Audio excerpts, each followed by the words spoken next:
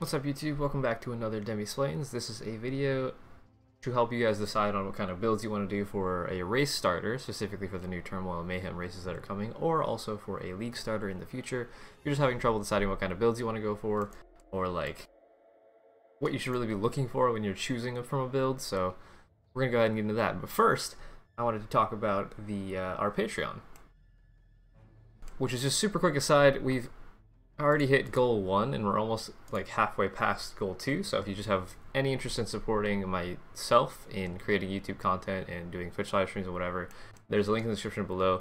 You don't have to, but it's very appreciated, and there's a lot of information here, exclusive rewards, stuff like that, so just check it out. It's in the description. So let's go ahead and get into the video. Basically, for what you're looking for a new race season, a new league, whatever, you're looking for a character that functions on any like items that you pick up off the ground. So you don't want a character that requires a lot of uniques, you don't want a character that requires expensive rares. You basically just want to be able to play more or less solo self-found, maybe buying like 1 or 2 chaos worth of items as you level up to acts 1 through 10, right?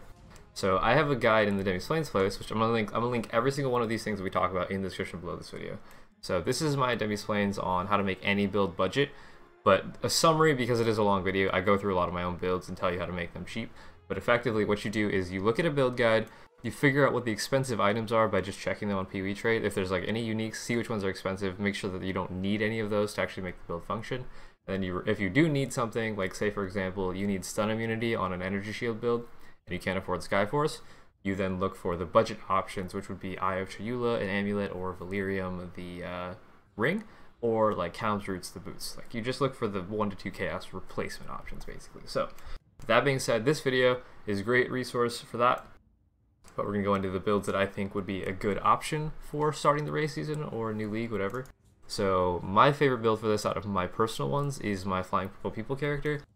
It's a two-handed Resolute Technique Slayer, which means you're a duelist and you go Slayer, but effectively all you really need is a two-handed weapon, and you can play any two-handed skill. So you could play Cyclone, you could play Sunder, you could play Earthquake, Cleave, even Lacerate, like Ground Slam even would be fine. Like I have a leveling guide with what suggested uniques you can use. Like these are all usually a chaos or less until you get up to like Kondo's Pride level and Doomsour. These might cost you like 5 chaos, and then of course Starforge at endgame. But in a race, if you're a more casual player, you're probably not going to hit this at any time. So this is my favorite version of my type of builds, and I always play Lacerate.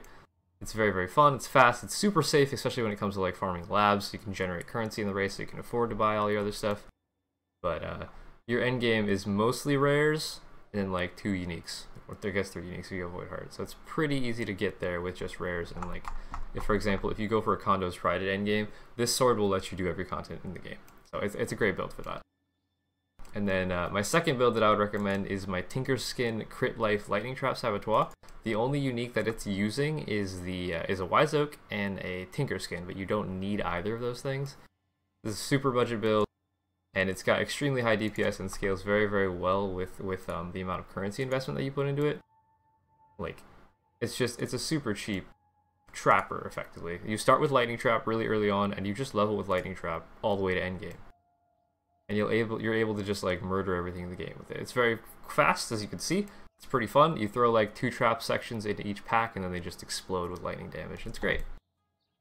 Going on, this is a Shadow Ascendant into a Saboteur. So going to the next character, this is Never Sinks Tornado Shot. I always recommend this build for players that want a ranged character that's very fast.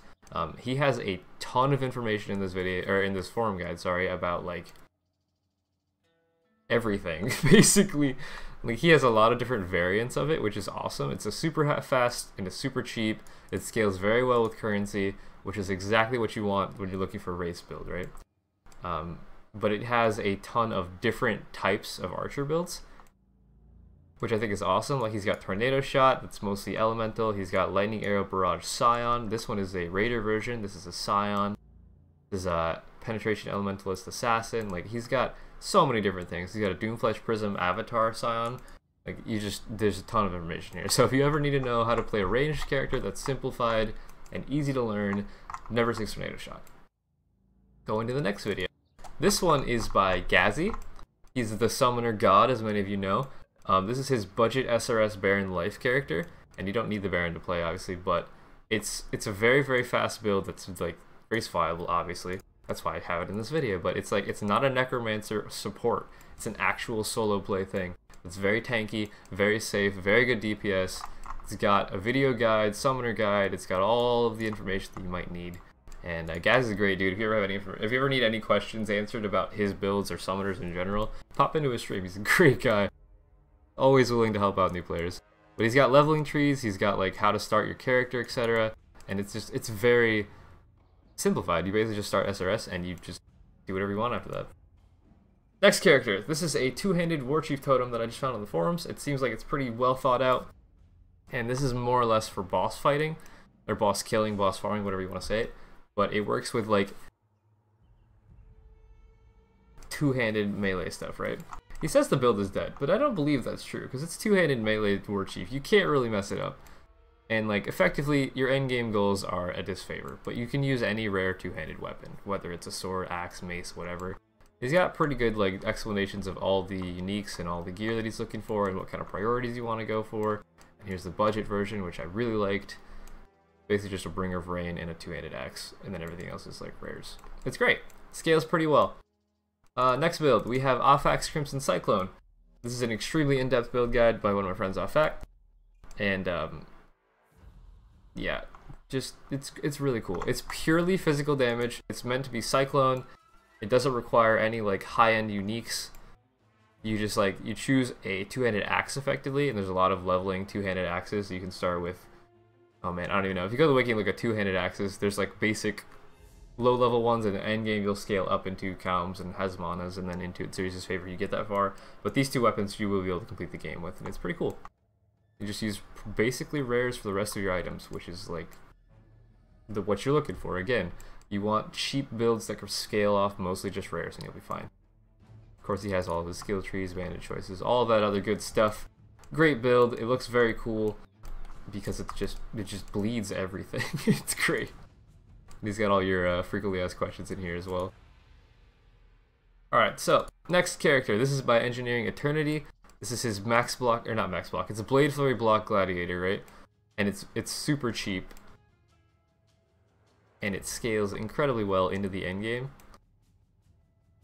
There's a lot of different variations as well. There's leveling skill trees. Like, his guides are beautiful. They're wonderfully edited. And he has all the information you could ever possibly need, along with a great table of contents. So, like, if you want a gladiator type build, because in races, like, the rewards are based off each ascendancy that you go. There's only so many rewards for each ascendant class. So, like, if you want to go gladiator, if you want to go slayer, berserker, necromancer, raider, elementalist, like, there's a ton of different builds here that I'm trying to like show you a variety of, so you can choose for yourself what kind of builds you like. But this build's very, very, very safe. It's very high DPS. It's pretty fast. It's a good build. And then we go into the last character, which is another Warchief build, but this is a champion version. So champion's different from berserker, which is different from slayer. So like each one gets their own rewards, right? So this is by Lifting Nerd Bro.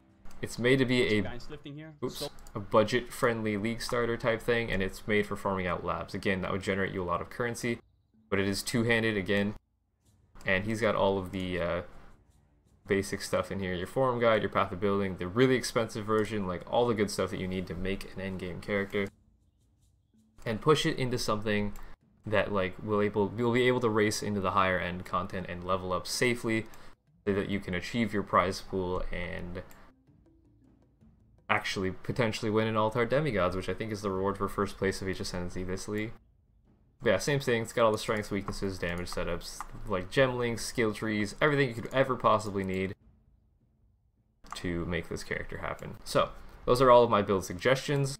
As for myself, I will probably not be playing this league race stuff because like I'm not really a competitive person, first off, but I'm on a normal sleep schedule, and to compete at a high level in a race, which I would like to do if I actually did compete, I'm gonna have to play 16 hours a day and like not sleep and have a group playing with me, and like unless I play Arc or Soul Self-Hunt or something. So most likely I won't be playing the race seriously. I will probably just play it casually to get the rewards, and if so, I think I'm gonna play my Lightning Trap Saboteur personally. But I don't know, I'll see you guys in the race. Good luck to all of you out there, and if you did enjoy the video, leave a like, leave a comment on suggestions for the next video. If you have any other ideas for builds, you can go ahead and leave in the comments as well. There will be a lot of players looking at this video, hopefully, so that you can use those comments as well as a resource for your own decision making, basically. But thanks for watching the video. I hope you guys enjoyed, and I will see you in the next one or in the race itself. And that'll be Demi out.